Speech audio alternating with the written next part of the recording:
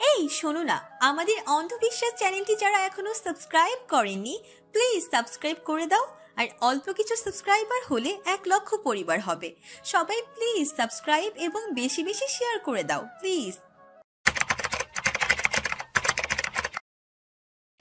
দেখতে দেখতে ছেলেটা ওকে পাশ কাটিয়ে এগিয়ে গেল। এতক্ষণে ধ্রুবর আরেকটা জিনিস চোখে পড়লো, আর সেটা হলো ছেলেটা ঠিকভাবে হাঁটতে পারছে না। তার দু পাখানা টলছে, ঠিকভাবে পা মেলানো তালটা না মিলিয়ে এলোমেলো ভঙ্গিতে হাঁটছে। ওর এই ভঙ্গি দেখে যা বুঝার বুঝে ফেলল ধ্রুব। ওপরের দিকে তাকিয়ে কি যেন ভেবে ফেললো মুহূর্তেই। চট করে উল্টো ঘুরে হাঁটা লাগলো ছেলেটার পেছন পেছন। ছেলেটা ততক্ষণে অনন্যাদের বাড়ির মোড়টা পার করে ফেলেছে, এখন আর তাকে দেখা যাচ্ছে না। ধ্রুব দ্রুত পায়ে হাঁটা শুরু করলো। সেটা ডান দিকে যাচ্ছে, মানে বস্তিতে ঢুকবে। এটা ছাড়া তো আর ওদিকে যাওয়ার জায়গা নেই। অনন্যাদের বাড়ির পেছনে একটা মাঠ বলতে বাউন্ডারি ঘেরা একটা ফাঁকা জায়গা, তারপরে একটা বস্তি, গিঞ্জি গিঞ্জি করে টিন দিয়ে তৈরি ঘরগুলো, কোথাও কোথাও শনের চাল বেড়া, আবার সিমেন্টের বস্তা দিয়েও কোনো অংশ মোড়ানো। পুরোপুরি বস্তি এলাকা বলতে যা বোঝায় এটা ঠিক তাই। মুটে মজুর, সুইপার থেকে শুরু করে শহরের পাতি মাস্তানগুলো রাত পোহাবার জায়গাটা একজন ধনী ব্যবসায়ীর, ইফতেখার চৌধুরী। অনন্যাদের বাড়ির ঠিক অপোজিটের আলিশান বাড়িটাই তার। বুঝতে পারছেন, বখাটে এই ইফতিখার চৌধুরীর একমাত্র সন্তান। আর বস্তিতে আশ্রয় পাওয়া উঠতি বয়সের কিশোর তরুণগুলো ওই ইফতিরই পোষা চামচা। ছেলেটা যখন মাঠ পার করছে তখনই নিঃশব্দে দৌড়ে ওর খুব কাছে চলে এলো ধ্রুব। গলার স্বর নরম করে ডাকলো, এই যে ভাই। ডাকটা হয়তো কানে পৌঁছালো না ছেলেটার, কেননা সে তার স্বরে গান গাইছে। পিরিতি কাঁঠালের আঠা লাগলে পরে ছাড়ে না বেসুরা গলার গান। শুনে খুব বিরক্ত হচ্ছে ধ্রুব, তবুও আবার ডাক দিল, এই যে পিরিতি ভাই। এই ডাকে বেশ কাজ হলো। ছেলেটা অন্যরকম একটা ভাব নিয়ে ঘুরে তাকালো। ওকে দেখেই বেশ কর্কশ কণ্ঠে বলল, কারে ডাকেন? আমারে? জি। বলেই ছেলেটার দিকে এগিয়ে এলো। খুব স্লো ভয়েসে জিজ্ঞেস করলো, আপনার বাড়ি কি ওই বস্তিতে নাকি ওখানেই যাচ্ছেন? হ, কেন? ভ্রুকুটি করলো ছেলেটা। এবার মনে মনে বেশ খুশি হলো ছেলেটা। বলল, না মানে ওখানে কি কোনো ঘরটর খালি আছে? আমার আসলে একটা খালি ঘর লাগতো। ছেলেটা দৃষ্টি প্রখর হয়ে উঠল, ধ্রুবকে আপাদ মস্তক একবার দেখে নিয়ে বলল, ফাইজলামি করেন মিয়া? এত সুন্দর ফুল বাবু সাইজে বস্তিতে ঘর বাড়াচ্ছেন, আমারে কি মুরগি মনে হয় আপনার? মুরগি? আরে ভাই চেতেন কেন, সত্যি বলছি আমার একটা ঘরের খুব দরকার। তারপর কিছুক্ষণ থেমে আশেপাশে তাকালো, কেউ নেই দেখে ছেলেটার দিকে আরেকটু চেপে গিয়ে কানে কানে বলল, বেশি না, মাত্র একটা। একটু ফাঁকা টাকা দেখে লাগবে, মাঝে মাঝে এসে একটু রাত থাকবো। এই মাইয়া আনবেন নাকি? রেট কইলাম তাইলে বেশিই পড়বো। বলেই বিশ্রীভাবে হাসলো ছেলেটা। ধ্রুব কিছু না বলে লাজুকভাবে হাসলো, মাথা চুলকালো। ব্যাপারটা বুঝতে পেরে আবারও হাসলো ছেলেটা। ধ্রুব লাজুক চোখে বলল, আছে নাকি ঘর? আছে মানে? আমাদের ওইখানে ওই রকম মেলা ঘর পাইবেন, মেলা মাইনসে আসে, খালি একটু খরচা করন লাগে। আপনি চাইলে মাইয়ের ব্যবস্থাও করা যাইব। তাহলে তো খুবই ভালো হয়। ধ্রুবকে খুবই খুশি খুশি লাগে। সে হঠাৎ আরও একটা প্রশ্ন করে বসলো, ভাই মালটাল পাওয়া যাবে? যে কন্যা ভাই, আপনি হইলেন কাস্টমার, যা চাইবেন তাই পাইবেন। দেশি বিদেশি দুইটাই আছে। দেশিটা এইখানে বানায় আর বিদেশিটা বাইরে থেকে আনায়। চলবে না? চলবে মানে দৌড়াবে, চলেন ঘর দেখে আসি।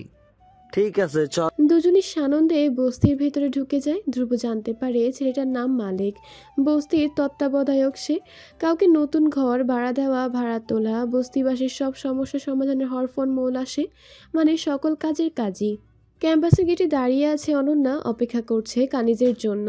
সেদিনই পর আজই ভার্সিটির দিকে আসলো, তাই কোনোভাবেই চাচ্ছে না ইফতির সামনে পড়তে। অনন্যা হাত ঘড়িতে সময় দেখে নিল, ক্লাস শুরু হওয়ার এখন 7-8 মিনিট বাকি আছে, অথচ এখনও কানিজের লাপাত্তা। ওর জন্য উৎসুক হয়ে রাস্তা দিকে তাকালো অনন্যা। ওই তো ওকে দেখা যাচ্ছে। আজও মেরুন রঙের সালোয়ার কামিজ পরেছে।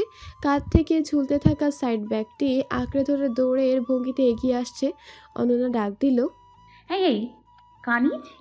ডাক শুনে কানিজ এদিক ওদিক তাকিয়ে ওকে খুঁজলো। সেটা দেখে বিরক্ত হলো ও। যেদিক থেকে ডাকছে সেদিকে না তাকিয়ে অন্যদিকে তাকাচ্ছে কেন মেয়েটা?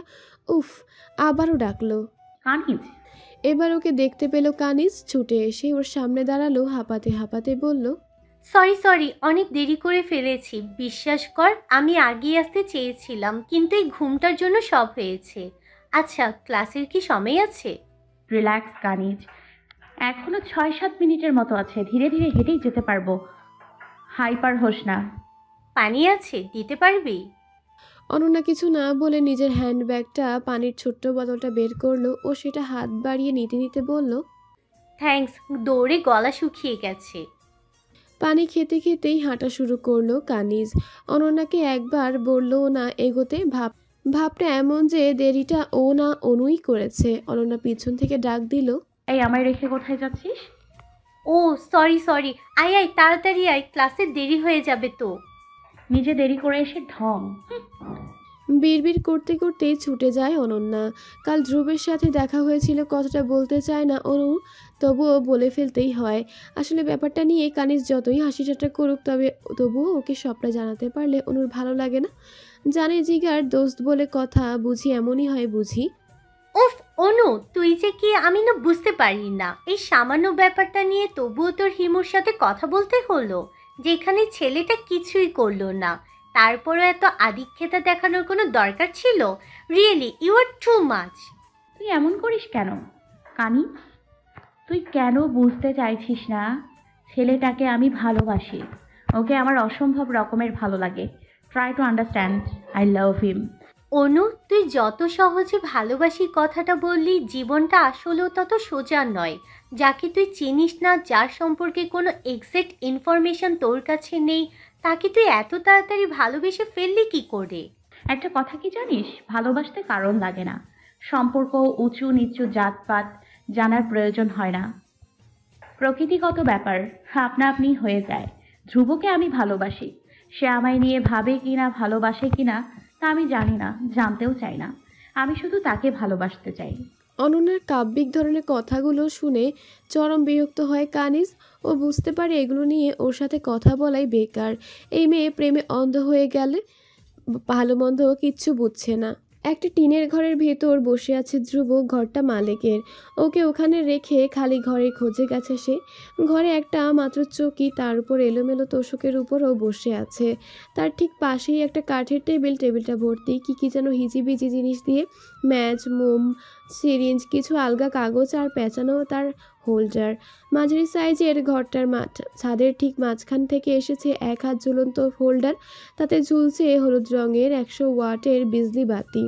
পুরো ঘর জুড়ে একটা বিশ্রী গন্ধ বেশি বেড়াচ্ছে। ধ্রুব খেয়াল করে দেখলো ঘরের প্রায় সব জায়গাতেই বাঁশের সাথে পেরেক লাগানো, তাতেই ঝুলছে কিছু ময়লা শার্ট প্যান্ট, শপিং ব্যাগ ইত্যাদি। টেবিলের এক সাইডে টিনের দেয়ালে বেশ কিছু পোস্টারও চোখে পড়ছে, তার মধ্যে সম্পূর্ণ নগ্ন এক তরুণীর ছবি সবার আগে দৃষ্টি আকর্ষণ করে। ছবিটা চোখে পড়ার সাথে সাথেই ইলেকট্রিক শক খাওয়ার মতো দ্রুত মুখ ফিরিয়ে নিল ধ্রুব। উফ কি বিশ্রী। আধ ঘন্টা পর দরজা খোলার শব্দ হলো। টিনের দরজাটা ক্যাচ ক্যাচ শব্দ করে খুলতেই মালিককে ঘরে ঢুকতে দেখা গেল।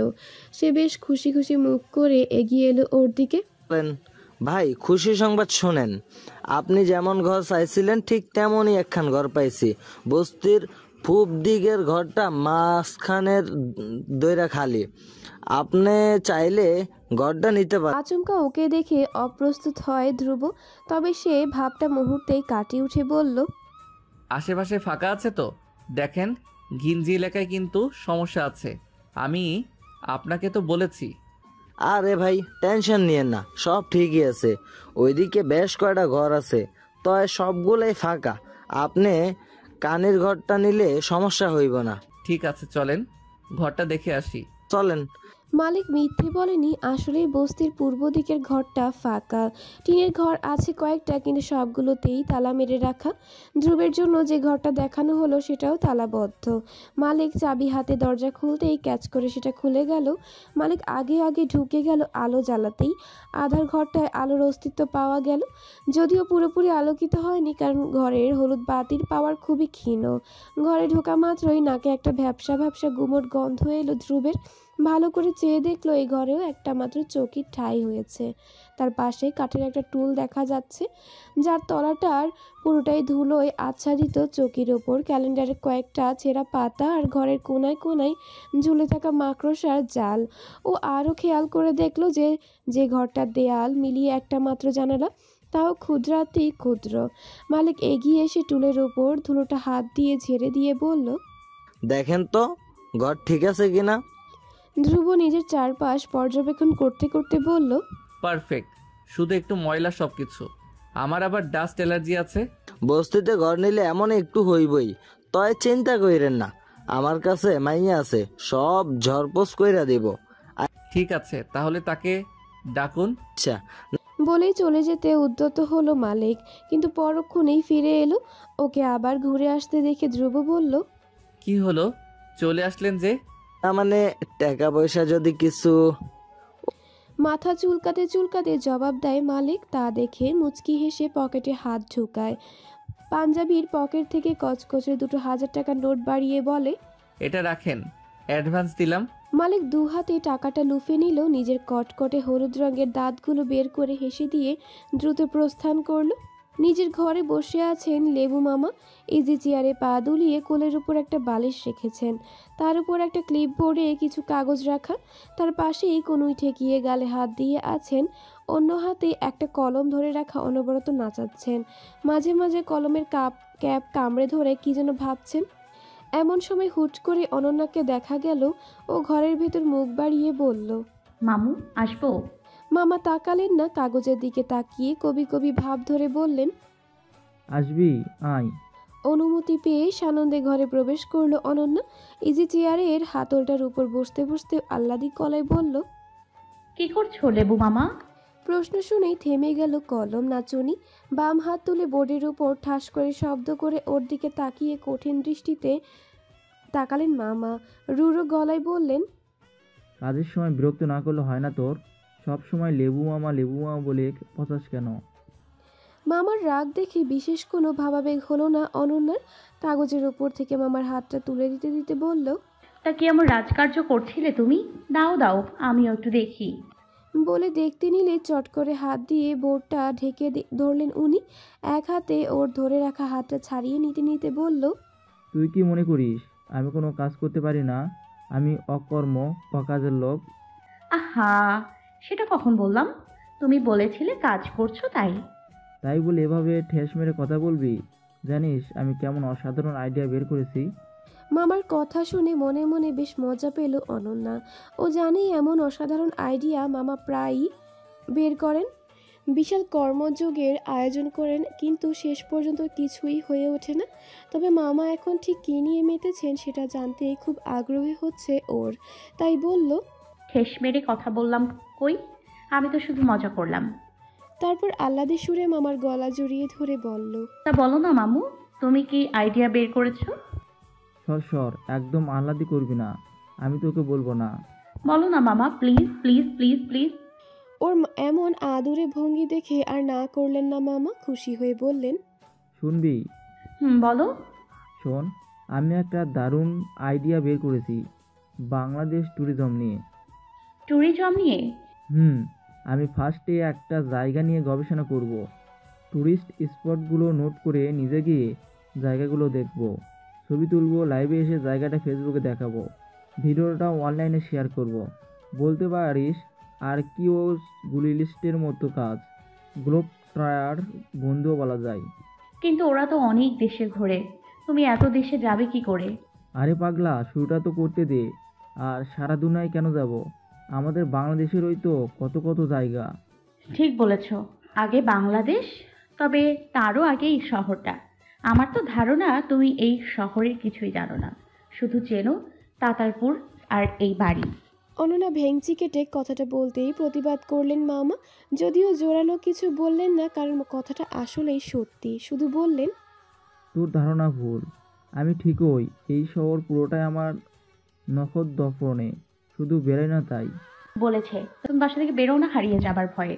মনে নেই গত বছর রেল স্টেশন থেকে এ পর্যন্ত আসতেই হারিয়ে গেলে? মাথার ঘাম পায়ে ফেলে গরু খোঁজা খুঁজেছি তোমায়। হ্যাঁ, সেটা তো একটা মিস্টেক।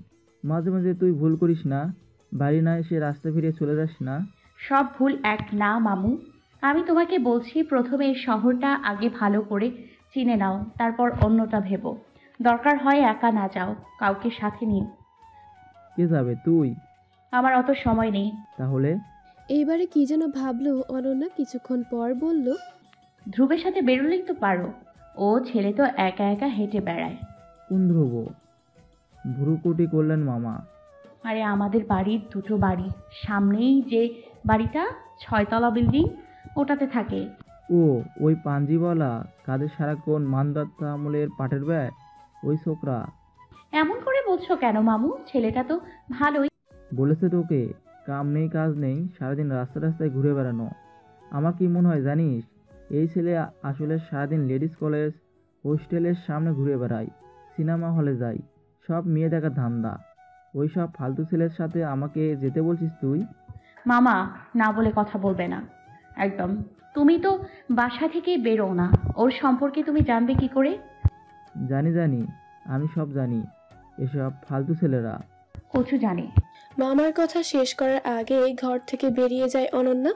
রাগে তার গা জ্বলে যাচ্ছে। তার সামনে ধ্রুবকে নিয়ে কেউ উল্টাপাল্টা কিছু বলবে, এটা সে একদম মেনে নেবে না, কিছুতেই না। ওর চোখ ঝাপসা হয়ে আসছে, সাথে মামার প্রতি প্রচন্ড অভিমান কাজ করছে। মামা এভাবে বলতে পারলো ধ্রুবকে সে ভালোবাসে, এটা না হয় নাই জানুক, তাই বলে ওকে নিয়ে এভাবে বলবে? ঘর থেকে বেরোলো ধ্রুব। একটা অল্পবয়সী মেয়ে এসেছে ঘর পরিষ্কার করার জন্য। সে মুখটা ওড়না দিয়ে বেঁধে ঝাড়ু হাতে কাজ করছে। চুলে চৌকিতে যখন বাড়ি দিচ্ছে তখন খসখস করে শব্দ হচ্ছে আর ভুর ভুর করে ধুলো উঠছে। এমন ধুলোর ধ্রুব থাকতে পারবে না, শ্বাস নিতে কষ্ট হবে, তাই বেরিয়ে এলো। রুমটার ঠিক দরজা বরাবর একটা টিউব অয়েল আর পাশেই সিমেন্টের বস্তা দিয়ে মোড়ানো বস্তির পাবলিক টয়লেট। বাইরে থেকে বলে দেওয়া যায় ওটার অবস্থা কত শোচনীয়। গোসল করার জন্য আলাদা কোনো বাথরুম নেই, নিশ্চয়ই টিউব অয়েলের এই খোলা জায়গাতেই কাজ সারতে হবে। ধ্রুবর পরিবেশ থেকে উঠে আসা অন্য কেউ এ ব্যবস্থা দেখলে নিশ্চয়ই নাক ছিটকাতো, কিন্তু ধ্রুব বলেই কিছু বলল না। তার মাঝে বিশেষ কোনো ভাবাবেগ নেই, বরং সে অনেক আগ্রহের সাথে সারা এলাকা ঘুরে বেড়াচ্ছে। টিউবওয়েলের পেছনে একটা কংক্রিটের ওয়াল, তাতে চুনকাম করা। ওপাশে কয়েকটা বাড়ি আছে, সেগুলোকে এই বস্তি থেকে আলাদা করার জন্য ওয়ালটা গাঁথা। তার সাদা চুনের রঙের ওপর বিভিন্ন কালার দিয়ে স্প্রে করা মার্কার আর খোয়া ইটের টুকরো দিয়ে কিসব হাবিজাবি লেখাও দেখা যাচ্ছে। এর মধ্যে চোখে পড়ার মতো বিষয় হচ্ছে মার্কার দিয়ে দেয়ালে একটা রগরগে ধাঁচের মানুষের ছবি আঁকা, সম্পূর্ণ নগ্ন এক তরুণী। কাজটা যে বস্তির ছেলেপুলে সেটা বুঝতে বাকি রইল না। আর বস্তির ছেলেরা লেখাপড়ার প্রতি আগ্রহ হোক বা না হোক, এসব অশ্লীল বিষয়ে আগ্রহ একরাশ। ছবিটা নজরে আসার সাথে সাথে দেয়াল থেকে চোখ সরিয়ে নিল ধ্রুব। দেয়ালের নিচে কয়েকটা খোয়া চোখে পড়লো, তারই একটা তুলে নিয়ে ঘষে দিল দেয়ালটায়। ব্যাস হয়ে গেছে। এবার আর ঘর থেকে বের হয়ে এই বিশ্রী ছবিটা নজরে আসবে না। আধ ঘন্টার মধ্যে পুরো বস্তিটাই প্রায় ঘুরে ফেললো ধ্রুব, কিন্তু কোথাও তার সেই কাঙ্ক্ষিত জিনিসের দেখা পেল না। মালিকের কথা অনুযায়ী এখানে কোথাও ড্রাগের আড়ত আছে। মদ তৈরি বিদেশি মদ, বিশেষ করে ফেন্সিডিল, হেরোইন আর ইয়াবার চালান করা হয় এখান থেকে। এই শহরে ড্রাগের যত কেনাবেচা হয় সব এখান থেকেই হয়। তার মানে এখানেই কোথাও আছে সে জায়গাটা। কিন্তু পুরো তল্লাটে মদ কেন, একটা কাচের বোতলও চোখে পড়লো না। ভাবতে ভাবতেই এগিয়ে যাচ্ছে ধ্রুব। হঠাৎ একটা টিনের ঘরের পাশ দিয়ে যেতেই কানে এলো কিছুটা ছিটে ফোটা শব্দ, কারো গোগানির শব্দ, সাথে কারো চাপা গজরানি, যেন কেউ কাউকে চাপা স্বরে ধমকাধমকি করছে, সম্ভবত সাথে মারছেও। নয়তো এভাবে গোঙাবে কেন? সাধারণত রাগারাগিতে কেউ কাঁদতে বসলে গোয়ানির আওয়াজ তো পাওয়ার কথা নয়। হঠাৎ শব্দ, কেউ প্রচন্ড জোরে কোনো কিছুকে আঘাত করলো, নারী কণ্ঠে আর্তনাদ করে উঠল কেউ। এবার একই সাথে ফোপানি আর গোঙানির আওয়াজ, চাপাজ গর্জনের মাত্রা বেড়ে চলেছে। ধ্রুব দেয়ালে কান পাতল, বেশ বুঝতে পারলো সেখানে দু একজনের শব্দ হচ্ছে না, বরং বেশ কয়েকজন মিলে এমন করছে। আর এটা কোনো সাধারণ বস্তির পরিবারও না যে অশিক্ষিত স্বামী স্ত্রী মারামারি করবে। এখানে ঘটনা অন্য কিছু। যারা ঘুমাচ্ছে তারা বা ফোপাচ্ছে তারা কথা কাটাকাটি কিংবা পাল্টা জবাব দিচ্ছে না, তাদের কণ্ঠস্বর শোনা যাচ্ছে না। তার মানে মাঠটা শুধু এক পক্ষের। সম্ভবত কোনো বিষয় নিয়ে শাসন চলছে। ও এক মুহূর্ত দাঁড়িয়ে থেকে কি যেন ভাবলো। কেউ দেখে ফেলার আগেই দ্রুত প্রস্থান করলো জায়গাটা থেকে।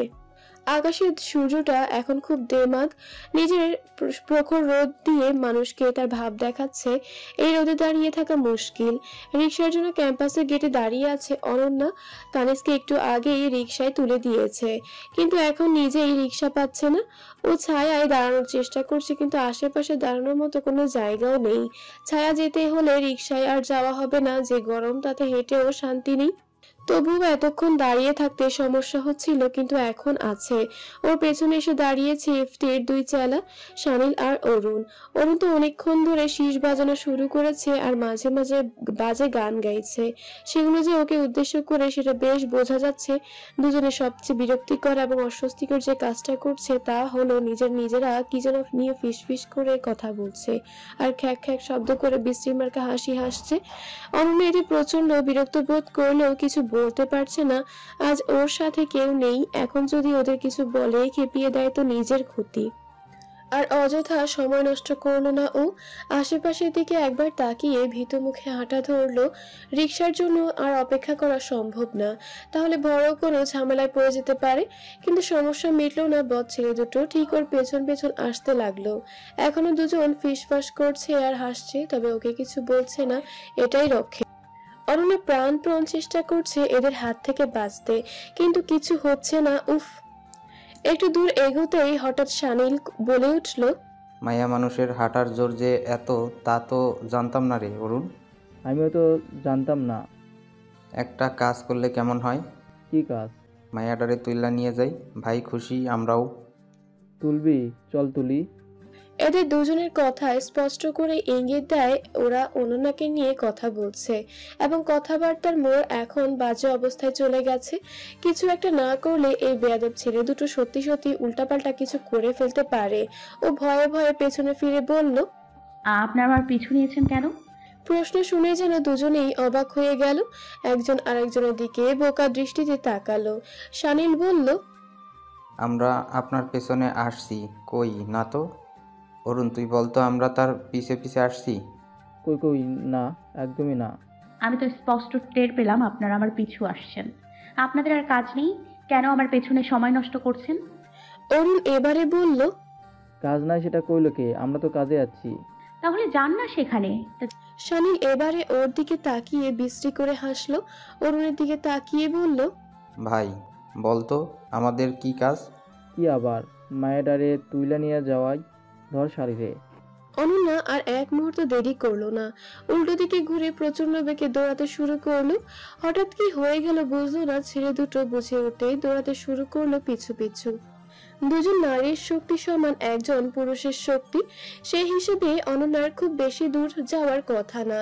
ওকে খুব দ্রুতই ধরে ফেলার কথা অরুণদের, কিন্তু ওরা পারছে না। অনন্যা খুব জোরেই দৌড়াচ্ছে, কারণ ও দৌড়াচ্ছে প্রাণের দায়ে, নিজের সম্ভ্রম বাঁচাতে। আর এরা দৌড়াচ্ছে নিজের আকাঙ্ক্ষার জন্য, কামনার দায়ে।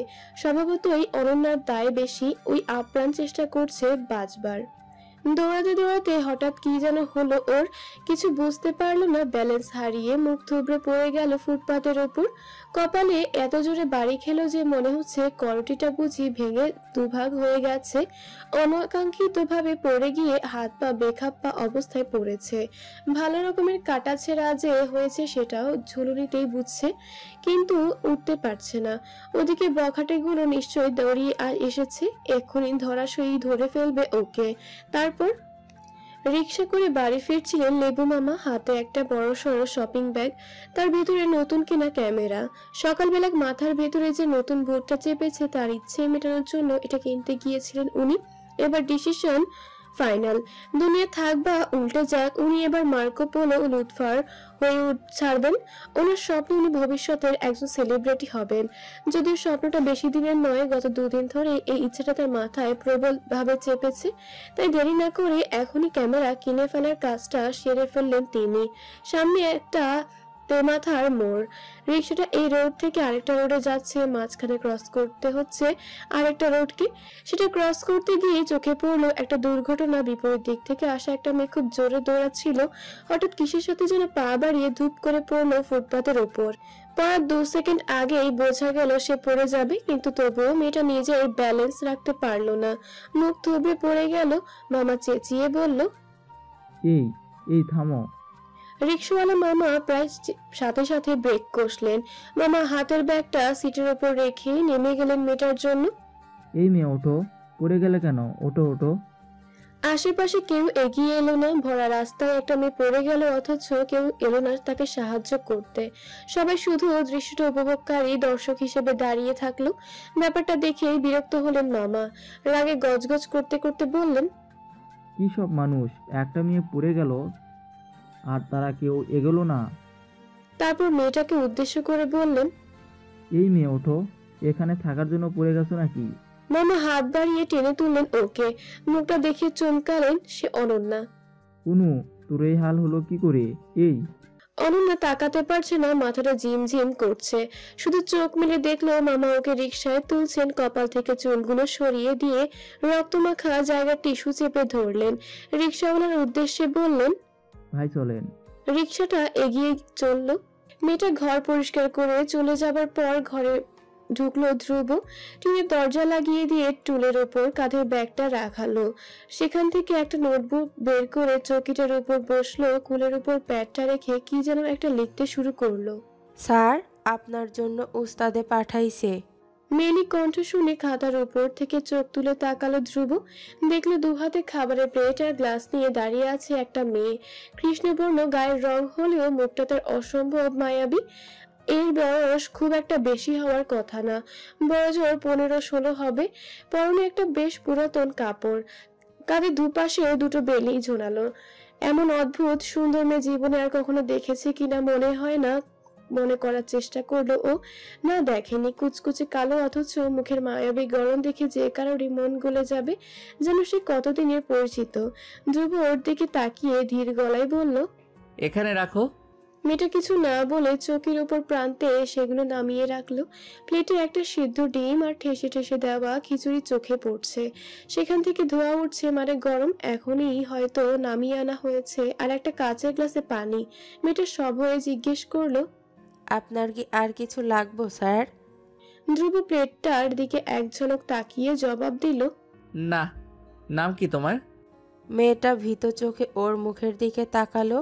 ওর দৃষ্টি এবং মনোভাব বোঝার চেষ্টা করলো, কিন্তু কিছু বুঝে উঠতে না পেরে বলল, মিনারা। বাড়ি কই? নাকি এই বস্তিতে জন্ম? থাকো কই? মেয়েটা এবার আগের চেয়ে দ্বিগুণ ভয়ে এদিক ওদিক তাকালো। আশেপাশে কেউ নেই দেখে জানালো, দামোদরপুর। এইখানে কয়দিন হইল আইছি। একা এসেছো না বাবা মা সহ? আমার আব্বা বাইচা নাই স্যার, মায়ে আর ছোট ভাই মিলে গ্রামে থাকি। আমি আইছিলাম এইখানে কাজ করবার। তা কাজ করো কই? এখনো করি না, ওস্তাদে কইছে কোথাও একটা পাঠাইয়া দিব। মালিক? যে মেয়েটা হঠাৎ এগিয়ে এলো ওর দিকে, যেন গোপনে কিছু একটা বলবে ওকে। ধ্রুব আগ্রহী হয়ে মাথা এগিয়ে দিল, কিন্তু আর বলা হলো না। ওই মুহূর্তে ঘরের দরজায় মালিককে দেখা গেল। সে গলা উঁচিয়ে বলছে, ওই মা, তোর আসতে এতক্ষণ লাগে? খালি কাম ফাঁকি দেওয়ার ধান্দা নাকি? তোর মেয়ের দেখিস এই মাসে এক টাকাও পাবো না। মেয়েটা বাড়তি কিছু বলার সুযোগ পেল না, মাথা নিচু করে বেরিয়ে গেল। ধ্রুব বেশ বুঝতে পারলো এই বস্তিতে সমস্যা আছে। সমস্যার আখড়া এই বস্তি। অনন্যার ঘরে চলছে জিজ্ঞাসা পর্ব। দুপুরে ওকে ওই অবস্থায় বাড়িতে আনার পর ছোটখাটো হুলস্থুল পড়ে যায়। জোহরা বেগম আর বেদনার ছুটাছুটি দেখে মনে হয় অনন্যার কপাল ফাটেনি, বিয়ে লেগেছে। অনেক ঝুট ঝামেলা করে বাসায় ডাক্তার এনে ওকে দেখানো হলো। উনি সবকিছু দেখে একটা ঘুমের জন্য ওকে রেস্ট নিতে দিয়ে সকালে চলে গিয়েছিল। কিন্তু ঘুম ভাঙার পর শুরু হয়েছে আরেক হুলস্থুল। খবর পেয়ে কানিজ ছুটে এসেছে। তাই এখন চলছে সবার জিজ্ঞাসা পর্ব। মামা, বেদানা, কানিজ সকলে মিলে ঘিরে ধরেছে ওকে। সবার কথা কিভাবে হলো, মামা তো এক প্রস্তাবকে দিলেন। দেখে কেন হাঁটো না, এত কেয়ারলেস কেন? তাদের এমন অত্যাচারী অথচ ভালোবাসাময় মেগা এপিসোড দেখে মনে মনে ভীষণ বিরক্ত হলো অনন্যা। তবে ওর প্রতি সবার ভালোবাসা দেখেও অবাক হলো। সব থেকে বড় কথা, তখন ঠিক সময়ে মামা না এলে খুব বিপদ হয়ে যেত। আর মামা যেহেতু শুধু ওকে দৌড়াতে দৌড়াতে পড়ে যেতে দেখেছেন, তাই সানিল আর অরুণের পিছু নেওয়ার ব্যাপারটা উনি জানেন না। তাদের ধারণা ও অসতর্ক হয়ে পথ চলতে গিয়ে এ দশা, তাই চলছে তাদের বকুনি ঝুঁকুনি আর জ্ঞান দেওয়ার আসর। তবে এটা এদিক দিয়ে ভালো যে ওদের ব্যাপারটা আর কেউ জানেনি। জানলে শুধু শুধু নিজেরা একটা টেনশনের মধ্যে থাকতো, তার কি দরকার? থাক না কিছু কথা নিজের মধ্যেই। দুদিন বাদে ভার্সিটিতে এলো অনন্যা। এখনো প্রায় সুস্থ, হাত পার কাটাছেঁড়াগুলো শুকিয়ে এসেছে, আর দুটো দিন গেলেই পুরোপুরি ভাবে শুকিয়ে যাবে। কপালে অবশ্য এখনো একটা ওয়ান টাইম টেপ লাগানো। এই দুদিন অবশ্য কানিজ এসেছিল, ওই সব নোট কালেক্ট করে দিয়েছে, আবার দায়িত্ব নিয়ে সেগুলো কপিও করে ফেলেছে। এখন ব্রেক টাইমে ক্যান্টিনে বসে আছে কানিজ, অনন্যা। কানিজের সামনে একটা স্যান্ডউইচের প্লেট আর অনুর হাতে চায়ের কাপ। কানিজ বলল, সত্যি করে বলতো অনু, সেদিন কি হয়েছিল? পড়ে গেলি কি করে? প্রশ্ন শুনে বেশ থতমত খেয়ে যায় অনন্যা। গত দুদিন ধরে বেশ কবার এই ব্যাপারটা নিয়ে জানতে চেয়েছে কানিজ, কিন্তু ও বলেনি। বারবার এটা ওটা বলে এড়িয়ে যাবার চেষ্টা করেছে, তবুও বিষয়টা ওর মনের সন্দেহ যায়নি। ও খুব ভালো করে জানে সেদিন ঠিক কি হয়েছিল, সেটা কানিজের আন্দাজের বাইরে নয়। মেয়েটা যে ওকে নিয়ে এত সিরিয়াস কেন বুঝতে পারে না। বলল, তেমন কিছুই না, ওই হাঁটতে গিয়ে হোঁচট খেয়ে পড়ে গিয়েছি। আচ্ছা আমি বুঝি না তুই এটা নিয়ে এত সিরিয়াস হচ্ছিস কেন? মানুষ কি হোঁচট খেয়ে উল্টে পড়ে না, নাকি এটা অপরাধ? কানিজ চোখ ছোট ছোট করে তাকায়, তীক্ষ্ণ কণ্ঠে বলল, কথা ঘোরানোর চেষ্টা করছিস, করে লাভ নেই। তোকে আমার চেয়ে ভালো কেউ চেনে না। ঠিক করে বল সেদিন কি হয়েছিল? ইফতিরা কি? এতটা হতাশ নিঃশ্বাস ত্যাগ করে অনু। এর কাছে লুকিয়ে কোনো লাভ নেই, সব বুঝতে পারে, তাই আর পেঁচিয়ে না বলে সোজাসুজি বলে ফেললো, তুই যা ভেবেছিস তাই। তবে সেদিন ইফতি ছিল না, ওর ওই দুই চেলা আছে না, শানিল আর অরুণ, ওই বদ দুটোই পিছু নিয়েছিল। সবটা বলে দেয় অনন্যা। সেটা শুনে কিছুক্ষণ চুপ করে থাকে কানিজ, দাঁত দিয়ে নিচে ঠোঁটটা কামড়ে ধরে কি যেন ভাবে। কিছুক্ষণ বাদে খুব ধীরে ধীরে বুঝদারের ভঙ্গিতে বলে, এদের মতিগতি কিন্তু ভালো ঠিকছে না আমার কাছে। এরা যে কি চায় সেটা কিন্তু পরিষ্কার, সাবধানে থাকিস। বলেই ওর হাতটা ধরে বলল, অনু, ইফতিটা বড্ড শয়তান। অনন্যা চিন্তিত ভাবে নিজের হাতের উপরে ওর হাত রাখে, মুঠো করে ধরে আশ্বাসের সুরে বলে, সবটা আমিও বেশ বুঝেছি, কিন্তু কি করব বল? ওদের ভয়ে যদি বাসা থেকে বের হওয়া বাদ দিই, তাহলে তো ক্ষতিটা আমাদেরই, ওদের কিছুই হবে না। তাই তো বললাম সাবধানে থাক, শকুনের নজর পড়েছে, সুযোগ পেলে ঠিক ছিঁড়ে খাবে। নেক্সট ক্লাসের টাইম হয়ে গেছে দেখে উঠে পড়লো চেয়ার টেনে, ব্যাগ হাতে নিয়ে ক্লাসের দিকে এগিয়ে চললো। বটতলার নিচে বসে আড্ডা দিচ্ছে ইফতি, সাথে তার দুই চেলা শানিল, অরুণ আর তার তথাকথিত দুই বান্ধবী শ্রেয়া। মনুতা ইফতির হাতে একটা সিগারেট, সে পায়ের উপর পা তুলে সেটাতে ছোট চুয়াচ্ছে আর সামনে দাঁড়ানো মেয়েটার দিকে তীক্ষ্ণ দৃষ্টিতে তাকাচ্ছে আর কি যেন বলছে। ওর কথা শুনে বেশ মজা পাচ্ছে বাকিরা, খ্যাক খ্যাক করে হাসছে আর ওকে টিজ করে কিসব বলছে। বোঝা যাচ্ছে ওরা এই মেয়েটাকে র‍্যাগ দিচ্ছে। দূর থেকে ওর শোচনীয় অবস্থা দেখে মনটা খারাপ হয়ে গেল অনন্যার, সাথে রাগও। এই ইফতি ছেলেটা যে নিজেকে কি মনে করে না আল্লাহই জানেন। কত বড় বেয়াদব, জুনিয়র একটা মেয়েকে পুরো গ্যাং মিলে র‍্যাগ দেয়। এরা কোনোদিনও শুধরাবে না যতক্ষণ না কেউ একজন এসে এর প্রতিবাদ করে, প্রতিকার করে। কিন্তু প্রতিবাদটা করবেটাকে? অনন্যা, হ্যাঁ সই, ওই যাবে ওদের সামনে, বাঁচাবে মেয়েটাকে, সাথে মুখ ঝামটা দিয়ে আসবে বদগুলোর সামনে। তাতে যদি লজ্জা হয়। অনন্যার আগে ফুসতে ফুসতে ওদিকটায় এগোতে নিল, কিন্তু হাতে টান খেয়ে থেমে গেল ওকে। মুখ ফিরিয়ে দেখলো কানিজ ভীত চোখে তাকিয়ে আছে। অনুর কোনোই ধরে মাথা নেড়ে যেতে না করছে। সে উপেক্ষা শুনলো না অনন্যা, কঠোর গলায় বলল, হাত ছাড় কানিজ, ওদের একটা শিক্ষা দেয়া দরকার। মাথা গরম করিস না অনু, ভুলে যাস না আমরাই ওদের সামনে ভেজা বেড়াল। এর আগেও আমরা ওদের সামনে পড়েছিলাম, আজ কিন্তু হিমু নেই। কিন্তু কোনো কিন্তু না, তুই ওদের সামনে যাবি না, একদম না। যদি যাস তাহলে নিজের বিপদ নিজে ডেকে আনবি। প্লিজ বোন, বলছি যাস না। বলেই ওকে আর কোনো সুযোগ দিল না। কানিজ হাত ধরে টেনে ক্লাসে নিয়ে এলো। এই যে ধ্রুব সাহেব, শুনছেন? অনন্যার ডাক শুনে ফিরে তাকালো ধ্রুব। মেয়েটা ওর থেকে কয়েক হাত দূরে দাঁড়িয়ে আছে, পরনে একটা কমলা রঙের থ্রি পিস। ফর্সা মেয়েদের কমলা রংটা খুব মানায়, তাই ওকেও আজ অন্যান্য দিনের তুলনায় একটু বেশি উজ্জ্বল লাগছে। ও কাছে চলে আসতে ধ্রুব খেয়াল করলো মেয়েটার চুল ভেজা, ঠিক ভেজা না আজও ভেজা। এই ভর দুপুর বেলা গোসল সেরে কোথায় যাচ্ছে ও? কোথায় যাচ্ছেন আপনি? ওর কথায় ধ্যান ভাঙে ধ্রুবের, নিজেকে সামনে নিয়ে বলে, কোথাও না, এমনি হেঁটে বেড়াচ্ছি। আপনি কোথায় যাচ্ছেন? আপনার মতোই উদ্দেশ্যহীন ঘোরাঘুরি। ধ্রুব জানে অনন্যা ওকে মিথ্যে বলছে। ও মোটেও উদ্দেশ্যহীন ঘোরাঘুরির জন্য বেরোয়নি। অবশ্য কোনো না কোনো কাজে বেরিয়েছে, কারণ এই মেয়েটা অপ্রয়োজনে বাসা থেকে বেরোয় না। তাই আজ হঠাৎ বিনা কারণে সে যে দুপুরবেলা প্রকৃতি দর্শনে বেরোবে না সেটা জানা কথা। আবার ও যে ধ্রুবকে দেখে নিজের মত বদলে ফেলেছে সেটাও বেশ ভালোই বুঝতে পারছে, কিন্তু কিছু বলল না। ওকে সাথে নিয়েই হাঁটতে লাগলো, কারণ আজ ওর বিশেষ কোনো কাজ নেই। অনন্যার সাথে থাকলে কিছু ক্ষতি হবে না। অনন্যার ধৈর্য শক্তি বেশ ভালো। ধ্রুব তাকে নিয়ে প্রায় 2-3 ঘন্টা হাঁটলো, উদ্দেশ্যহীন হাঁটা। এর মধ্যেও একবার বলল না, আমরা কোথায় যাচ্ছি? ধ্রুব ওর কাছে এই প্রশ্নটা আশা করেছিল, কিন্তু আশ্চর্যের ব্যাপার ও জিজ্ঞেস করলো না। তাতেই বেশ বোঝা যায় মেয়ের ধৈর্য আছে। ব্যাপারটা ভেবে মনে মনে একটু খুশি হলো সে। ওখানে প্রথমেই গেল সিনেমা হলের সামনে। সেখানে অনেক নব্য নব্য তরুণ তরুণী একসাথে ঘুরে বেড়াচ্ছে, পপকর্ন খাচ্ছে, ফুচকা খেতে খেতে খুনসুটি করছে। মুগ্ধ সেসব তরুণ তরুণীকে দেখতে সত্যিই ভালো লাগে। সেখান থেকে ওরা গেল সেনানিবাস এলাকায়। ক্যান্টনমেন্টের গেটের সামনে একটা চায়ের দোকান আছে, নাম টুনুর দোকান। সেখানকার চাওয়ালা টুনু মিয়ার চা বানানোর দক্ষতা অসাধারণ। তার হাতের অসাধারণ টু দ্য পাওয়ার ইনফিনিটি চা খাওয়ালো অনন্যাকে। সে বেশ তৃপ্তি নিয়েই সেটা খেলো। ওরা যখন চা খাচ্ছে তখন পেছন থেকে কে যেন এসে বলল, ধ্রুব না? পিছনে ফিরে দেখা হলো এমপি চেকপোস্টের একজন এমপি কে। পরনে তার আর্মিদের সবুজ পোশাক, বুকের ওপর নেম প্লেট লাগানো বশির আলম। তার চেহারা বিরক্তিতে কুঁচকানো, বোঝাই যাচ্ছে তিনি কোনো কারণে বেশ বিরক্ত। ধ্রুব অতি বিনয়ের সঙ্গে বলল, জি, আমাকে চিনতে পারছেন না? ভদ্রলোক সে কথার জবাব দিলেন না, বরং অত্যন্ত বিরক্ত কণ্ঠে বললেন, আপনাকে আমি বলেছি চেকপোস্টের ত্রিসীমানায় যদি আপনাকে দেখি তাহলে খবর আছে।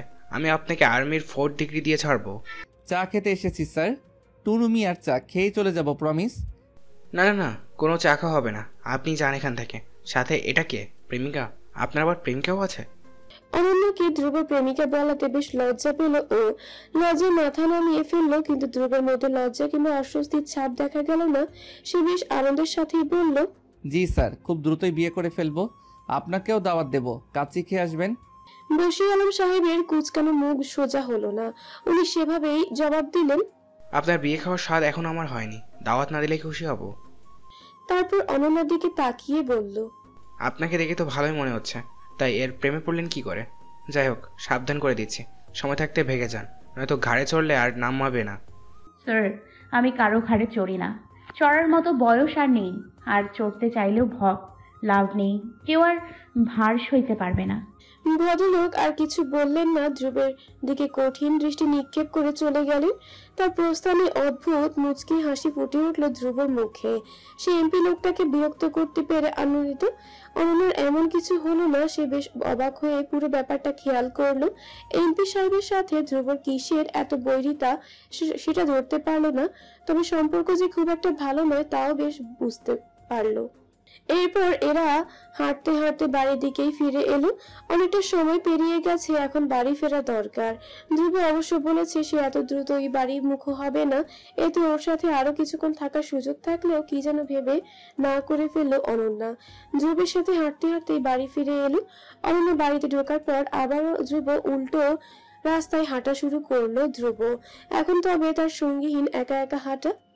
সূর্য ডুবে গেছে, আকাশে এখন লালিমার আভা ছড়ানো। দূর থেকে ভেসে আসছে আজানের মাগরিবের আজানের সুর।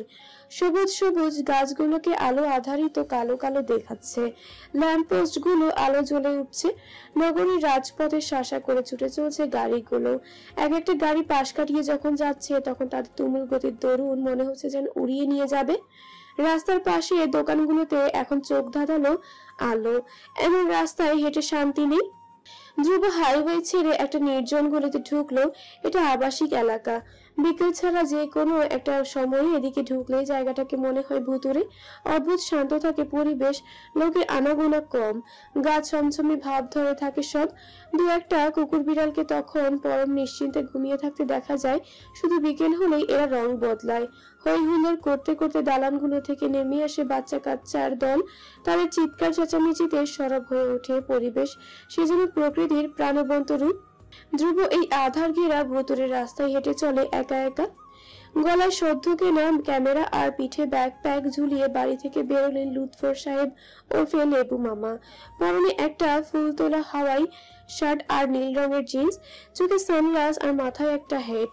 চেহারা দেখে বোঝা যাচ্ছে আজ তার দিল খুশ। প্রফুল্ল হৃদয়ে হেলতে দুলতে তিনি রাস্তা দিয়ে হেঁটে যাচ্ছেন, গুনগুন করে গানও গাইছেন বোধ হয়। সুর ভেসে আসছে, हाय अपना दिल तो आवारा ना जाने किस से आएगा। লোকটাকে দেখে মনে মনে কি যেন ভাবলো ধ্রুব। সে যে সম্পর্কে অনন্যার মামা হয় সেটাও জানে। অনু ডাকে লেবু মামা। নামটা বড়ই অদ্ভুত, তবে লোকটার কথায় একটা লেবু লেবু ভাব আছে। লেবুর মতো টকের টাইপের কথাবার্তা, আবার ভিটামিন সি এর মতো প্রয়োজনীয় একটা ভাবও আছে। এর আগে ওনার সাথে দুবার সাক্ষাতে কথা বলার অভিজ্ঞতা হয়েছে ওর, তাতেই ওনার সম্পর্কে মোটামুটি একটা ধারণা চলে এসেছে। কিন্তু বর্তমানে এই লোকের এমন সাজগোজ ভাব দেখে ঠিক বুঝতে পারল না যে সে অ্যাকচুয়ালি কোথায় যাচ্ছে। নিশ্চয়ই কোথাও ঘুরতে, কিন্তু কদিন আগেই তো ঘুরে এলেন। এমন ঘর কোনো মানুষ হঠাৎ ঘন ঘন বাইরে যাচ্ছে, ব্যাপারটা কি? ধ্রুব দ্রুত হেঁটে মামার খুব কাছে চলে এলো, পিছু পিছু হেঁটে সরস গলায় বলল, মামাজি কেমন আছেন? অপরিচিত কণ্ঠ শুনে পেছনে ফিরলেন লেবু মামা, ভ্রুকুটি করে বললেন, আছি তো ভালোই, কিন্তু তুমি হঠাৎ আমাকে মামা ডাকছো কেন? আমি কি তোমার এমন কেউ? ধ্রুব অমায়িক হাসি হাসলো, বলল, কি যে বলেন না মামা, আপনি হলেন আমার মুরব্বী। যদিও বয়সের দিক দিয়ে খুব একটা দূরত্ব নেই, তবুও। তবুও কেন মামা ডাকছো? আমার জানা মতে তো জহরা আপা ছাড়া আমার আর কোনো বোন নেই। ওই তো আপনি অনুর মামা, সেই সূত্রে আমারও। অনুর সাথে তোমার কি সম্পর্ক? তেমন কিছু না, ওই প্রতিবেশী আর কি, অন্য কিছু নয়।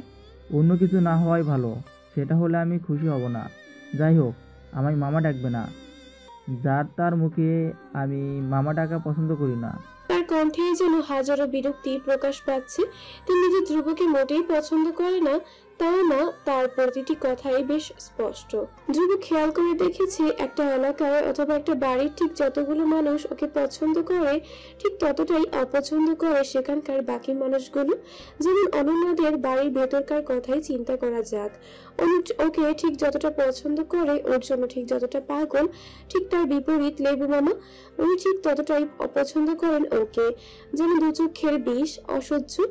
আর তার ভাগ্নি অনন্যা ওকে অসম্ভব রকম ভালোবাসে। ওর জন্য কি অসীম প্রেম ওর মনে। প্রেম, হ্যাঁ প্রেম। অনন্যার মনের কথা, ভাবভঙ্গি দেখেই বুঝতে পারে মেয়েটা কি অসম্ভব রকমের পাগলামি করে ওর জন্য। সেটা ভেবেই অন্যরকম একটা অনুভূতি জাগে ওর। ঠিক আছে, আর ডাকবো না। বেশ, এবার দূর হও চোখের সামনে থেকে। আচ্ছা। মাথা নেড়ে এগিয়ে গেল ধ্রুব। সামনে একটা মোড় আছে, ও কিছু না বলে দ্রুত এগিয়ে গেল। মনটা বেশ খুশি খুশি। লেবু মামাকে কিছু একটা বলে খেপিয়ে দেওয়ার জন্যই মনটার এই অবস্থা। ওদিকে ও ঠিক মোড়ের কাছে চলে আসতেই পেছনে ফিরে বলল, তা লেবু মিয়া যাইছ কই? যাইছ যাও, প্যান্টের চেইন যে খোলা সে হুঁশ থাকে না। লাগাও লাগাও, মাইনসে দেখে ফেলাইলো যে। বলে চোখ টিপে দিল। লেবু মামা মুহূর্তের মতো হতভম্ব হয়ে রইলেন। আশ্চর্য রেশ কাটিয়ে নিজের কাপড় চেক করলেন দ্রুত। কই না তো, সবই তো ঠিক আছে। তাহলে ছেলেটা এটা বললো কেন? অসভ্য বেয়াদব। একা একা নদীর পাড়ে হাঁটছে ধ্রুব। সামনে একটা কাশবনের ঝোপ, সেখানেই ফুটে আছে থোকায় থোকায় সাদা কাশফুল। ও এক হাতে ফুলগুলোর হাত বুলাচ্ছে আর নদীর স্বচ্ছ পানির দিকে তাকিয়ে আছে, খানিকটা অন্যমনস্ক। বাইরের দিকে আপাতত মন নেই, কারণ মস্তিষ্কে চলছে জটিল এক জট খোলার প্রচেষ্টা। ও জানি না সেই জট খুলতে পারবে কিনা, আর সেই জট সমাধান করে ও শেষ পর্যন্ত বাঁচবে কিনা।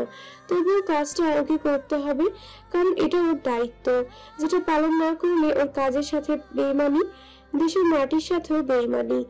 ধ্রুব তার নিজের চিন্তায় এতটাই ডুবে ছিল যে কখন যে পেছনে এসে কেউ দাঁড়িয়েছে সেটা খেয়ালই করেনি। যখন বুঝতে পারলো পাশে কেউ আছে, তৎক্ষণাৎ সজাগ হয়ে গেল ওর কান। পেছনে না ফিরে তীক্ষ্ণভাবে বোঝার চেষ্টা করলো অজ্ঞাত ব্যক্তির মতিগতি। সে চুপ করে আছে, একটুও নড়ছে না। তার মানে এটা আক্রমণের পূর্ব লক্ষণ। নিবিড় একটা শীতল স্রোত বয়ে গেল মেরুদণ্ড বেয়ে। চট করে ঘুরে শত্রুকে আক্রমণ করতে গিয়ে অবাক হতে হলো ওকে। দ্রুত বেগে চলমান হাতটা থেমে গেল। অজ্ঞাত ব্যক্তি কোনো পুরুষ নয়, নারী। মেয়েটা অনন্যা। ওকে দেখে বিস্ময়ে স্থির হয়ে গেল ধ্রুব। অবাক স্বরে বলল, আপনি এখানে? প্রশ্ন শুনে এক গাল হাসলো অনন্যা। হাত তুলে একটা দিকে কি যেন দেখালো। ধ্রুব সেদিকে তাকিয়ে দেখতে পেল ওখানে একটা মেয়ে দাঁড়িয়ে আছে। সে নিজের ফোনে ছবি তোলায় ব্যস্ত। অনন্যা ওকে দেখিয়ে বলল, কানিজের সাথে এদিকটায় যাচ্ছিলাম, তাতেই আপনাদের দেখে চলে এলাম। এতক্ষণে কারণটা বেশ বোঝা গেল। ম্যাডাম তবে এজন্য এখানে এসেছেন। আর ধ্রুব কি না কি ভেবে বসেছিল। যাক বাঁচা গেল ভাবতেই একটা স্বস্তির নিঃশ্বাস ফেলল। অনন্যার দিকে তাকিয়ে মেয়েকে হাসি দিয়ে তাকাতেই ও বলল, কেমন আছেন? ভালো। খুব ছোট করে উত্তর দিল ধ্রুব। ভদ্রতা অথবা সৌজন্যতার খাতিরে ও পাল্টা জিজ্ঞেস করলো না যে ও কেমন আছে। মানুষ তো এই ক্ষুদ্র ভদ্রতা করেই, কিন্তু ও তার ধারে কাছেও গেল না। সেই জিনিসটা চিন্তা করে যেন একটু ভেবাচাকা খেয়ে গেল অনন্যা। ছেলেটা কি ওর ব্যবহারে বিরক্ত হচ্ছে, তাই ওর সাথে সামান্য ভদ্রতাটুকু করতে চাইছে না? তাহলে কেউ ভুল করছে, হয়তো একটা মানুষকে বিরক্ত করছে। তাই ইতস্তত করে বলল, আপনি কি কোনো জরুরি কিছু করছিলেন? আমি এসে কি বিরক্ত করে ফেললাম? প্রশ্ন শুনে সরু চোখে তাকালো ধ্রুব। বোঝার চেষ্টা করলো হঠাৎ মেয়েটার এমন চিন্তাধারা হওয়ার কারণ কি। বুঝতে না পেরে বলল, বিরক্ত হইনি মোটেই। সরকারি জায়গায় আসতেই পারেন, তবে মনোযোগ ক্ষুণ্ণ হয়েছে। প্রকৃতির মাঝে থেকে ভাবছিলাম তো। ভাবছিলেন? কি ভাবছিলেন? আপনি কি লেখক গোছের কেউ? হুট করে প্রশ্নটা মাথায় আসে অনন্যার। ও খেয়াল করে দেখেছে ধ্রুব ছেলেটা সবসময় যেমন একা একা হাঁটে, তেমনই হাঁটার সময় কি যেন চিন্তা করে। তার কাঁধের ব্যাগটায় একটা নোটপ্যাডের মতো খাতাও আছে। হাঁটতে হাঁটতে টুকটাক করে কি যেন লিখে ফেলে ও। সেই থেকে প্রশ্নটা মাথায় এসেছে ধ্রুব কোনো লেখক বা গবেষক গাছের কেউ। হঠাৎ শব্দ করে হেসে উঠল ধ্রুব। অনন্যা মুগ্ধ চোখে সে হাসি দেখতে গিয়ে কি এক কথা সাজিয়ে রেখেছিল সব গুলিয়ে ফেললো। আশ্চর্য, ছেলেটার হাসি দেখলে সব গুলিয়ে যায় কেন? ও হাসতে হাসতেই বলল, ম্যাডাম তবে আমায় রাইটার ভেবেছিলেন? হা হা হা, শুনুন, আমি ও জাতের কেউ নই। রাইটার হতে বুদ্ধি লাগে, ধৈর্য লাগে, আমার ওসব নেই। আর নেই বলেই আজ আমি ভবঘুরে, যাকে বলে ভ্যাগাবন্ড। হা হা হা। অনন্যা বিমোহিত দৃষ্টিতে চেয়ে বলল, আপনি ভীষণ অন্যরকম একজন মানুষ। আপনার কাজকর্ম, চিন্তাধারা সব অন্যরকম। আচ্ছা, আপনি কি বিয়ে করেছেন? অনেকদিন ধরেই প্রশ্নটা করেও করা হচ্ছিল না ধ্রুব বিবাহিত কিনা, অথচ কিছুতেই করা হয়ে উঠছিল না। এই কথাটা ওকে জিজ্ঞেস করতে বলেছে কানিজ। কারণ কানিজের ধারণা ধ্রুব ছেলেটা কোনো বড়লোক বাবার সন্তান, যে কিনা কোনো কাজকর্ম না করে ভবঘুরে জীবনযাপন করে। ভবঘুরে হওয়ার পেছনে কোনো মেয়েজনিত ঘটনাও থাকতে পারে, না হলে এমন উদাসী হওয়ার আর কারণ কি? যদিও এই ব্যাপারটা নিয়ে খুব একটা ভাবেনি অনন্যা, কারণ কানিজ সেই শুরু থেকেই ধ্রুবকে সহ্য করতে পারে না। কোনো শত্রুতা নেই, অথচ ওর সম্পর্কে এমন বিদ্বেষী মনোভাবের কারণটা কি সেটাই ভেবে পায় না ও। আবারও হাসলো ধ্রুব, ওর দিকে তাকিয়ে বলল, এমন ভ্যাগাবন্ড টাইপের মানুষের কখনো বিয়ে হয় শুনেছেন?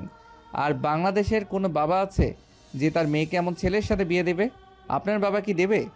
বলেই ভ্রু নাচালো ধ্রুব। সেটা শুনেই লজ্জা পেয়ে মাথা নামিয়ে নিল অনন্যা। আচ্ছা, ছেলেটা এই কথাটা কেন বলল? তার মানে কি সেও ওকে পছন্দ করতে শুরু করেছে? ভেবেই আরো লজ্জা পেল। ও লজ্জিত লাল আভায় ছেয়ে যাওয়া গাল দুটো দেখে বেশ মজা পেল ধ্রুব।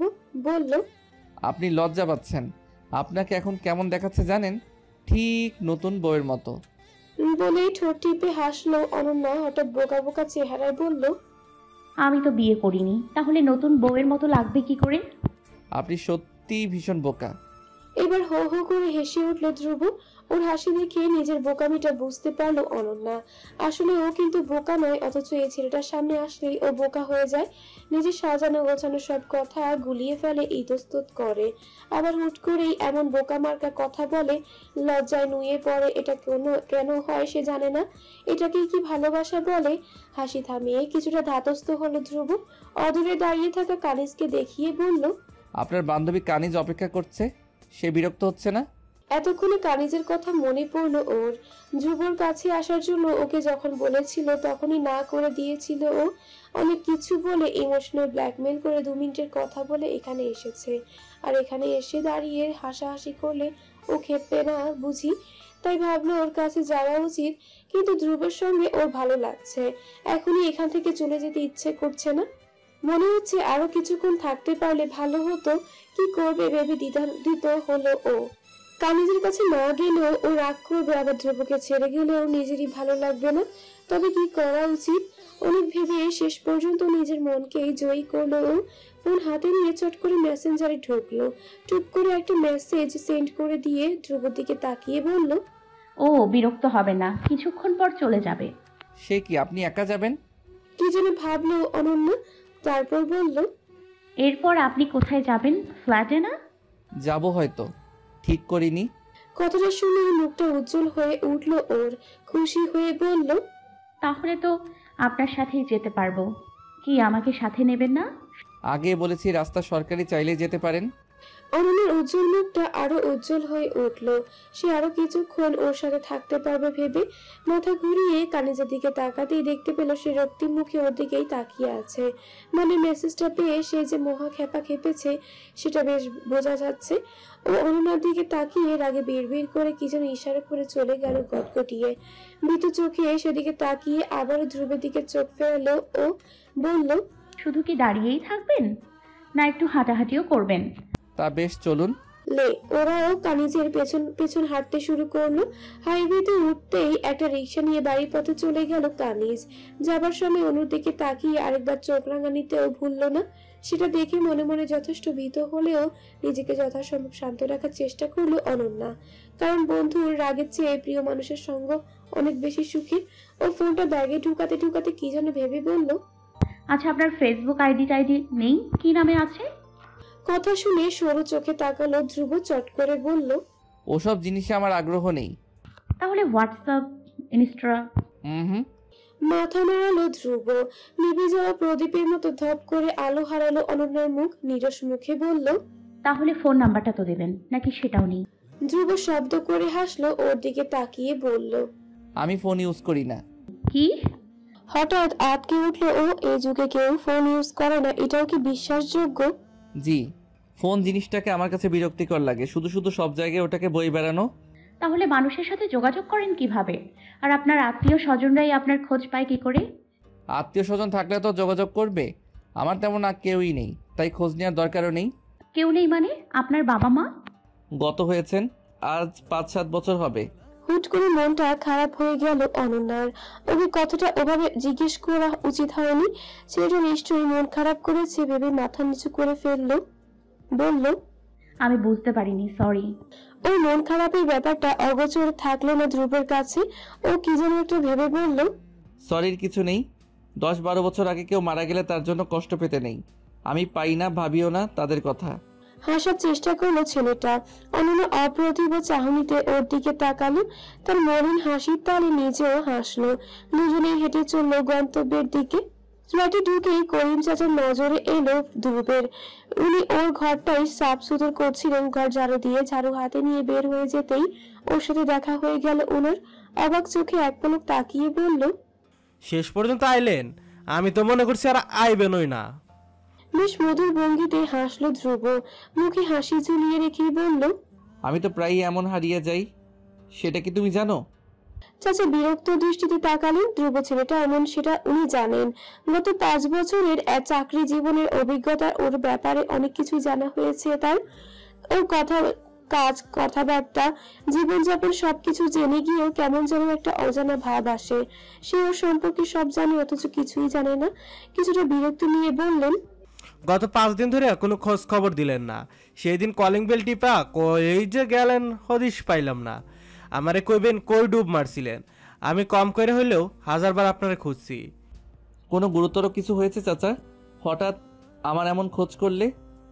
গুরুতর কিছু কি জানি না, তয় আপনারে চিঠি আইছে হলুদ খামে। হলুদ খামের নাম শুনে চমকালো ধ্রুব। ও সহজে চমকায় না, কিন্তু এখন একটু হলেও চমকেছে। দীর্ঘদিন পর আজ তার ঠিকানায় হলুদ খাম এসেছে। মানে এতদিন পর তার প্রিয়জন তাকে মনে করছে, প্রিয় বন্ধু ও সহচর। চিঠিটা আমাকে দাও চাচা, আমি ওটা পড়তে চাই। কারণ দিতেছি বলে ঝাড়ু হাত বেরিয়ে গেলেন করিম চাচা। 2-1 মিনিট বাদে ফিরে এলেন একটা খাম হাতে করে। সেটা ওর দিকে বাড়িয়ে দিতে দিতে বললেন, রাতের খানা টেবিলে বাড়ছি, খাইবেন না? ধ্রুব খামটা নাড়াচাড়া করতে করতেই বলল, আমি নেই জেনেও রেঁধেছ, জানতে নাকি আজ আমি আসবো? আপনি তো এমনি হুট করে আইসা হাজির হন, তাই রোজই রাইন্দে রাখি। ঠিক আছে, তুমি যাও, আমি আসছি। তাড়াতাড়ি আইয়েন, আবার হারাই যায় না। বলে বিরক্ত মুখে প্রস্থান করলেন করিম চাচা। ধ্রুব এক পলক চিঠিটার খামটার দিকে তাকিয়ে বুঝলো এটা কোনো অফিসিয়াল চিঠি না, মানে কোনো দরকারি তালিকায় এর ঠাঁই নেই।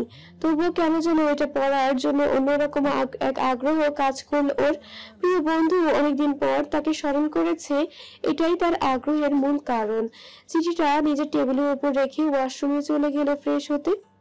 অন্যদের বাড়িতে এখন হুলস্থুল অবস্থা, যা মূলত লেবু মামাকে ঘিরে। তিনি গত পরশুদিন তার ক্যামেরা আর ব্যাকপ্যাক নিয়ে সেই যে বেরিয়ে গেলেন, আর আজ এলেন তাও আবার বিধ্বস্ত অবস্থায়। বাম হাতটা কোনোই অবধি প্লাস্টার করে ফিরতে দিয়ে গলার সাথে ঝুলিয়ে রাখা, কপালে ব্যান্ডেজ, এছাড়া ডান হাতের কবজিতে বাম চিবুকে আর ঘাড়ে ছোট কয়েকটা কাটাও চোখে পড়েছে। বাড়িতে এসে এমন হুলস্থুল কাণ্ডের মাথা মুন্ড কিছু বুঝলো না অনন্যা। এই তো দুদিন আগেই মামা সুস্থ মানুষটা বেরিয়ে গেলেন, আজ তার কি হলো? ভাইয়ের পুরনো ব্যান্ডেজ গুলো বদলে সেখানে ড্রেসিং করিয়ে নতুন ব্যান্ডেজ লাগিয়ে দিলেন জোহরা বেগম। তারপর নিজে হাতে ভাত খাইয়ে দিয়ে তাকে বিশ্রাম নেবার আদেশ দিয়ে ঘর থেকে বেরিয়ে গেলেন তিনি। আর চলে যাবার অপেক্ষাতেই ছিল অনন্যা। মাকে বেরোতে দেখে চট করে ঘরে ঢুকলো ও। মামা তখন বিছানায় আধশোয়া হয়ে আছেন, কপালের ওপর ডান হাতটা রেখে চোখ বুজে কি যেন ভাবছেন, হয়তো ঘুমানোর প্রস্তুতি। মামা কি ঘুমোচ্ছ? ইতস্তত করে প্রশ্নটা করলো মামা। মামা ততক্ষণে কপাল থেকে হাত সরিয়ে লাফিয়ে উঠলেন, এই কে? মামু রিল্যাক্স, আমি অনন্যা। ওকে দেখে শান্ত হয়ে গেলেন মামা। আবারও বিছানার হেড সাইডে হেলান দিতে দিতে ক্লান্ত গলায় বললেন, ও তুই, আয় আয় বস। অনুমতি পেয়ে মামার পায়ের কাছটা এসে বসলো ও। ধীর কিন্তু উদ্বিগ্ন গলায় বলল, তোমার এই অবস্থা কি করে হলো মামু? আর বলিস না, কি যে কষ্ট সহ্য করে এত দূর এলাম, রাস্তা যে এত খারাপ, এমনিতেই গা হাত পা কাটা, সেটা তার মধ্যে ঝাঁকির রাস্তায় ঝাঁকুনি খেতে খেতে বেহাল দশা। বোঝাই যাচ্ছে মামা লম্বা বক্তৃতার জন্য প্রস্তুতি নিচ্ছেন।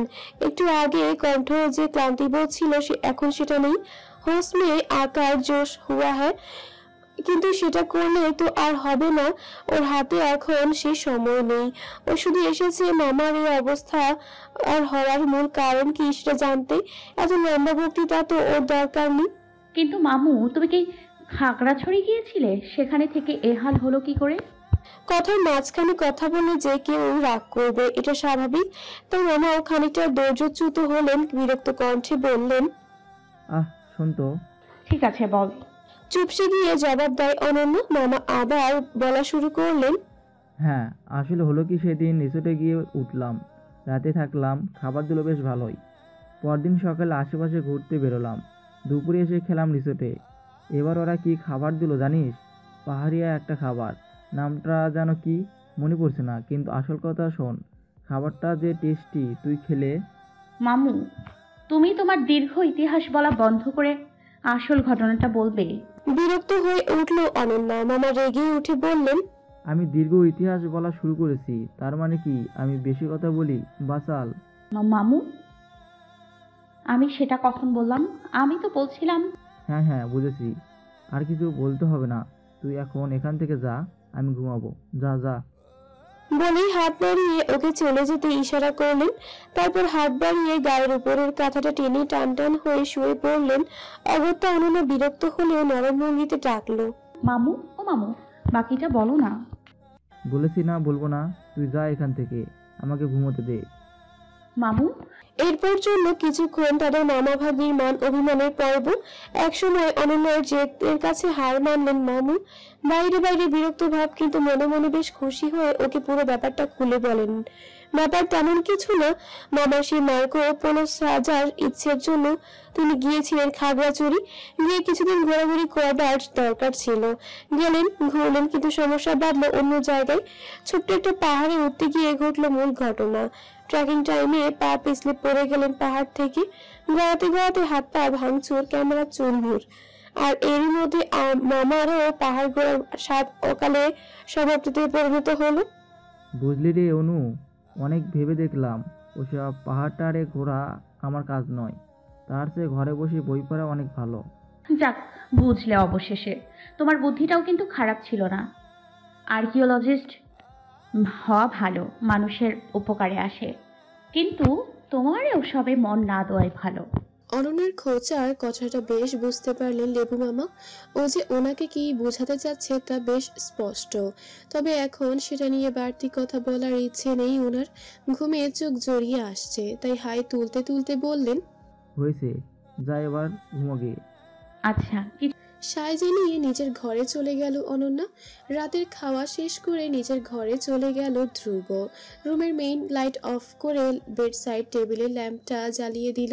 হলুদ খামটা নিয়ে বিছানায় উপুর হয়ে শুল। বুকের নিচে বালিশ দিয়ে কাঁথা খুলে পায়ের উপর ছড়িয়ে দিল। জানালার ফাঁক দিয়ে আসা বাইরের আধো আলো তার ঘরে ঢুকছে। বিছানার ওপরে এসে বসেছে, পড়ছে জানালার গ্রিনে বিচিত্র ছায়া। ঘরের ল্যাম্পের আলো আর বাইরের আধো মিলে পরিবেশটা বেশ সুন্দর হয়ে উঠল। ঘরের চারদিকে এক পলক তাকিয়ে মুচকি হাসলো ও। তারপর খামের উপরের দিকের অংশটা ছিঁড়ে মুখটা খুলল। সেটা নিয়ে উপর করতেই বেরিয়ে এলো কাঙ্ক্ষিত বস্তু। হলুদ রঙের কাগজে ভাঁজ করা চিঠি। ও বেশ আগ্রহ নিয়ে পড়তে লাগলো। তাতে লেখা, নিয়মিত ভালোবাসার গল্প শুনতে এবং পড়তে আমাদের অন্ধবিশ্বাস চ্যানেলটি সাবস্ক্রাইব করে পাশে থাকা বেল আইকনটি ক্লিক করুন। ধন্যবাদ সবাইকে।